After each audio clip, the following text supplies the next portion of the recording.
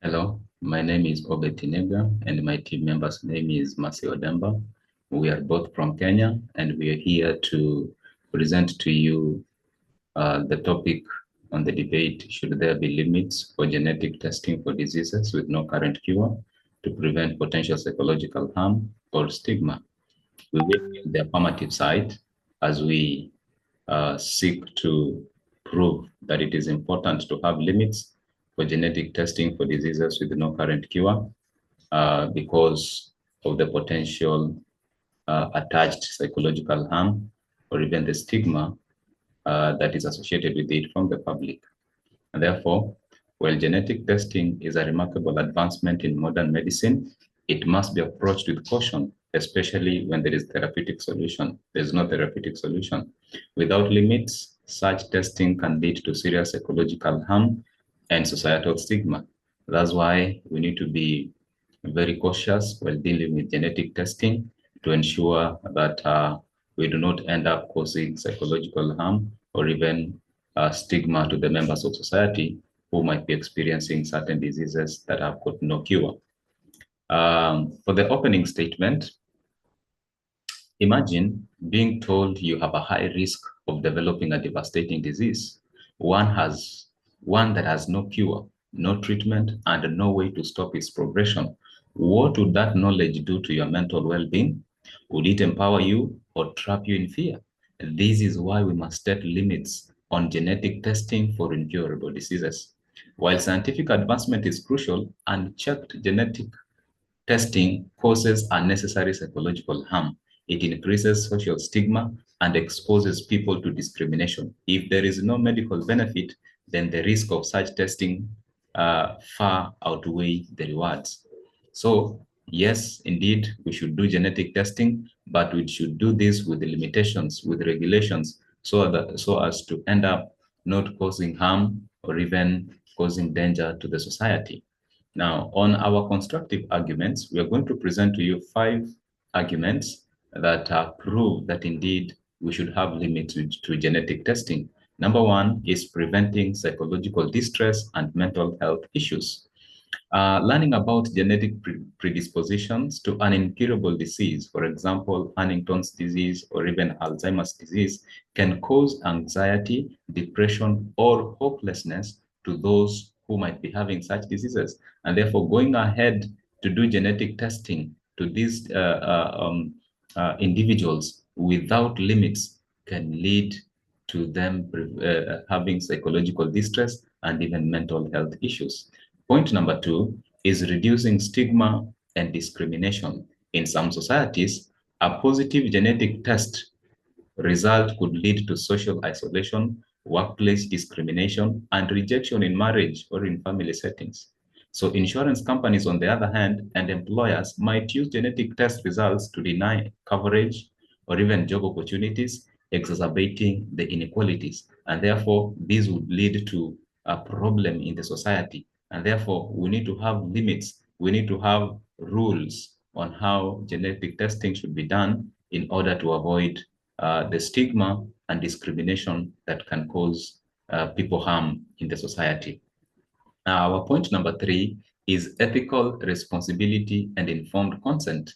Many individuals may not fully understand the implications of genetic test results, leading to misinterpretation and unnecessary panic. So without proper genetic counseling, test results could be misused or misunderstood, harming individuals and families. And therefore, the ethical responsibilities lies with the individuals or with the researchers who are doing these tests to ensure that they fully make the members of the public aware of the implications of the genetic results and also lead them to interpret them correctly to avoid unnecessary panic. Point number 4 is prioritizing limited healthcare resources. Healthcare systems in Africa already face funding shortages and infrastructure gaps. Resources should be directed towards treatable diseases and preventive care than testing for untreatable conditions. If, for example, in the world today, we understand that major sources of funding for the health sector, more so in Africa, have been stopped because of various reasons from those countries that have been sponsoring the same. And therefore, the African countries are facing a major challenge in healthcare, having resources to cater for the needs of these individuals. And therefore, we need not to spend a lot of money, money in doing research that will not be beneficial or that will lead to more harm than causing good for the population. So genetic testing programs should prioritize actionable conditions whereby early detection leads to effective intervention, and therefore the importance to prioritize the limited healthcare resources for important cases only. Then our last point is the ethical concerns over testing in children. Testing minors for incurable diseases raises serious ethical concerns as they cannot provide full informed consent. Knowing they have a genetic predisposition for an untreatable disease could negatively impact their psychological development and life choices. And therefore, for children, people who have not attained the age of majority, they cannot give full informed consent. And therefore, it would be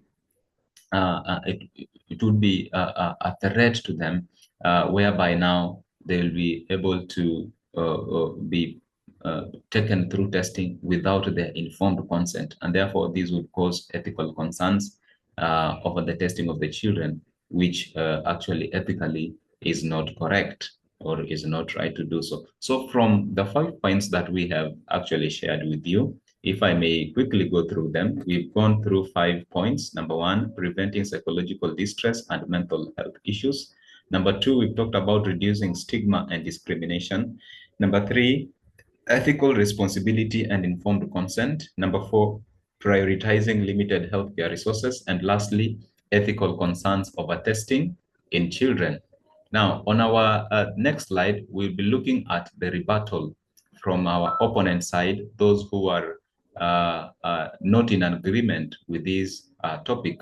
So their first point was informed decision-making and autonomy.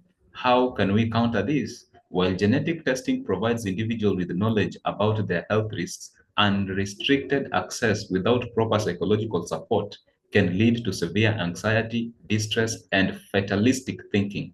Knowing one has a high genetic risk for an incurable disease may create unnecessary fear without offering a solution.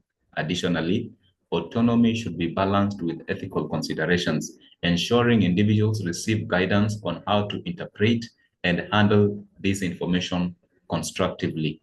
On their second point, that is advancements in medical research. While genetic testing contributes to research, unrestricted access without ethical oversight may lead to misuse of genetic data and increased stigmatization of individuals with high-risk genes. Moreover, research can still progress through voluntary, ethically regulated participation rather than exposing individuals to potential harm. Instead of prioritizing unrestricted testing, we should focus on responsible genetic research that safeguards both scientific progress and individual well-being. On their third point, that is genetic literacy and education.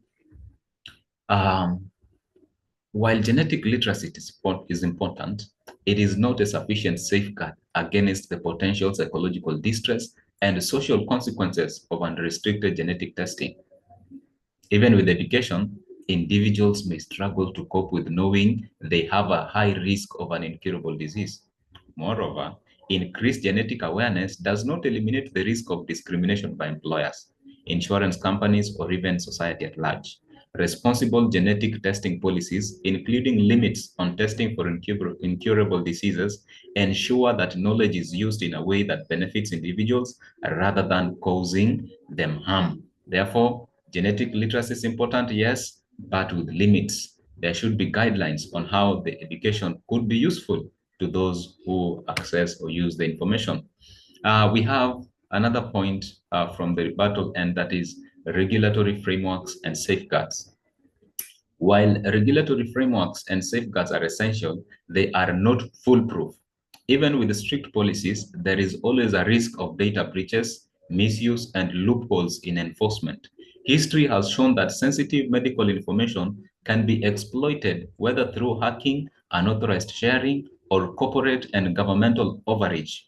Additionally, laws take time to adapt, and in many regions, enforcement is weak. The most effective safeguard is not just regulation, but also responsible approach to genetic testing, including limits on testing for diseases that have no cure to prevent unnecessary psychological harm and societal discrimination. And those are our rebuttals from our opponent side about the importance or about the topic that is having limits on doing genetic testing. So our closing statement reads as this: the purpose of healthcare and medical advancements should be to improve lives, not to destroy them. While genetic testing has its benefits, it must be used responsibly. Testing for diseases with no cure does not empower, rather it burdens. It does not heal, but it harms. And it does not provide solution, but only offering suffering. So, for the sake of mental well being, privacy, and ethical responsibility, we must place limits on genetic testing where no medical benefits exist. The risk is simply too great. The risk is simply too great. And the following our references of the same information that we have shared with you. Thank you so much for listening to us. And that is the end of our presentation. Thank you so much.